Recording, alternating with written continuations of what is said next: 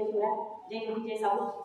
आज आपण सामाजिक न्याय विभाग प्रादेशिक उपायुक्त कार्यालय जय श्री सोनकवणे मॅडम यांचे सर्वप्रथम मी आभार मानते की त्यांनी ग्रामीण महिला संघर्ष समितीला संलग्न करून आज सावित्रीबाई फुले जयंतीचा एक उत्सव इथं साजरा करत आहोत। सगळ्यांच्या एकदा जोरदार टाळ्या।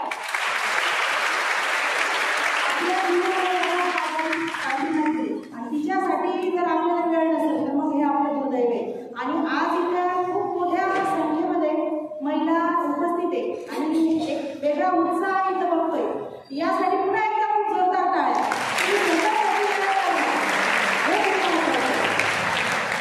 आपण की सावित्रीबाई फुले जयंती आपण साजरी करतो, ती जयंती नुसता उत्सव म्हणून साजरी झाली पाहिजे।